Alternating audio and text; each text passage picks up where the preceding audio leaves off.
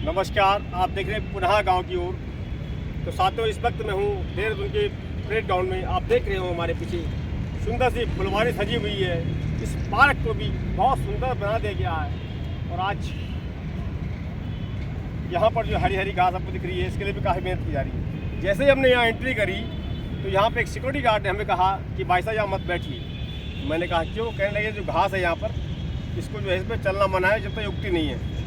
लेकिन सुनने में आया कि इस वक्त आप देख रहे होंगे चारों तरफ कोई नहीं है कि शाम को 5 बजे के बाद वही यहाँ जो है वही हुड़दंग मच जाता है जैसे कि आम दिन होता है। तो अगर सिक्योरिटी करनी है तो सिर्फ दिन में क्यों, रात में क्यों नहीं?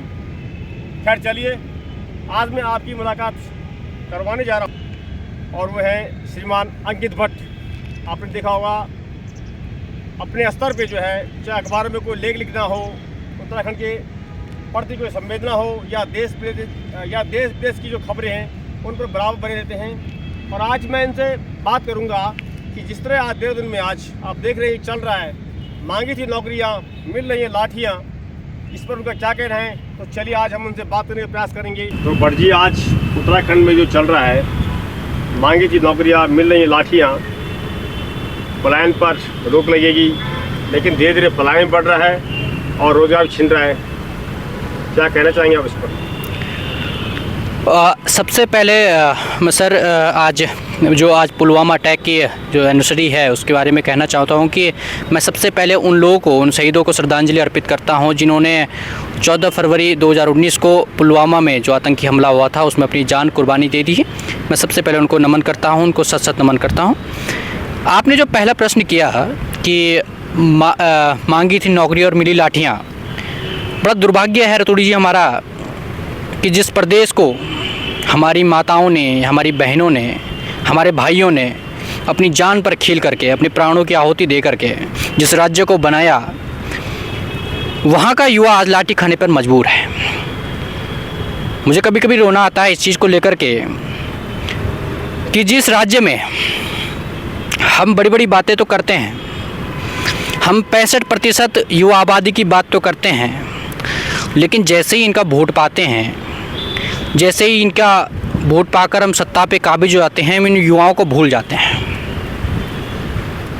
आज युवा रोज़गार विहीन है, युवाओं का कहीं रोज़गार नहीं है, दूर दूर तक कहीं युवाओं को रोज़गार मुझे नहीं लगता कि कहीं मिल रहा हो।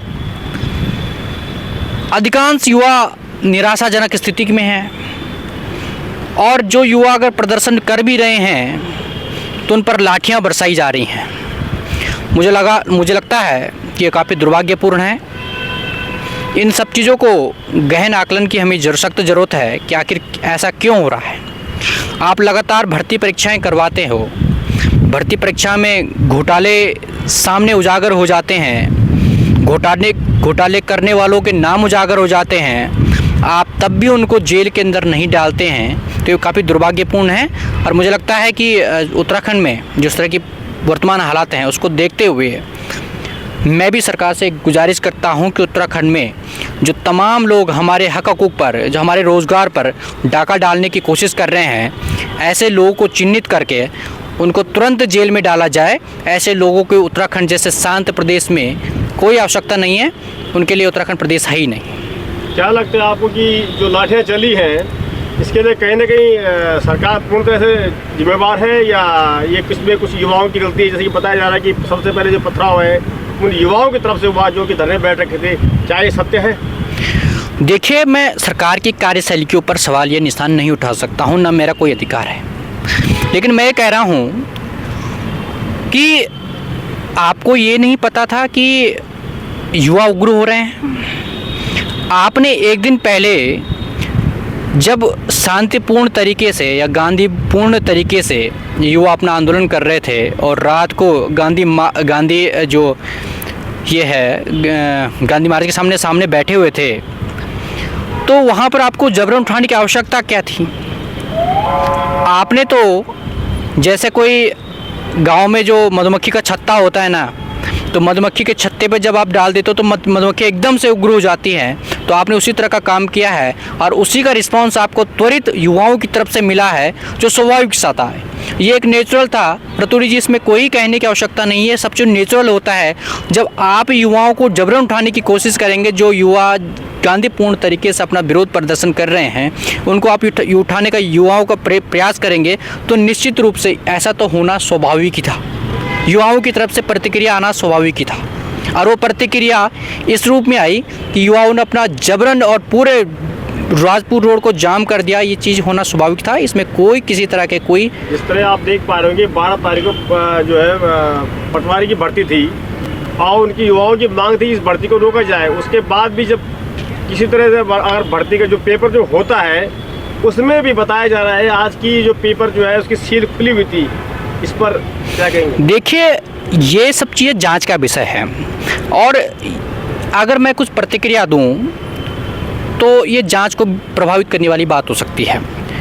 मैं इसमें शासन जो प्रशासन है, वो जो ऊपर के अधिकारी हैं, वो सब चीज़ें इस चीज़ को देखेंगे कि किस तरह की चीज़ें थी। हाँ, मुझे लगता है कि सूचना हम लोग तक भी पहुंची है कि कई जगह परीक्षा केंद्रों पर इस तरह की चीज़ें ज़रूर हुई हैं कि कहीं पर युवाओं ने अपनी आपत्ति दर्ज कराई है कि उनको कहीं कहीं पर सील अवश्य खुली मिली है। ये एक जांच का विषय है, इस पर मैं आगे टिप्पणी नहीं करूँगा। अगर किसी व्यक्ति ने, किसी अधिकारी ने हमारे युवाओं के साथ में, हमारे युवाओं के रोज़गार पे डाका डाला है, तो ऐसे लोगों का नाम भी उजागर होना चाहिए। ऐसे तमाम लोग विभागों में होंगे, ऐसे तमाम लोग बाहर निकल के सामने आएंगे, सीबीआई जांच होगी और निश्चित रूप से सीबीआई जांच, ये हर उत्तराखंडी आज इस तरह की मांग कर रहा है कि सीबीआई जांच इसमें ज़रूरी है। मैंने पलायन को लेकर के जब मॉडल बनाया था और मैंने दिल्ली में, जब दिल्ली के कैबिनेट मिनिस्टर, ये परिवहन मंत्री श्री गोपाल राय जी थे उस टाइम पे, तो उनको मैंने जब अपना मॉडल बताया पलायन को लेकर के, तो उन्होंने मेरे को उनको मेरा मॉडल बहुत पसंद आया और उन्होंने मुझे ख़ास तौर पर इस चीज़ के लिए इनवाइट किया था, आमंत्रित किया था कि मैं अपने मॉडल को संसद भवन में ज़रूर दिखाऊं और लोगों को बताऊं कि पलायन को लेकर भी एक मॉडल स्थापित हो सकता है। पलायन को लेकर भी जो उत्तराखंड की समस्या लगातार बनी हुई है, हम उसको किस तरह से दूर कर सकते हैं।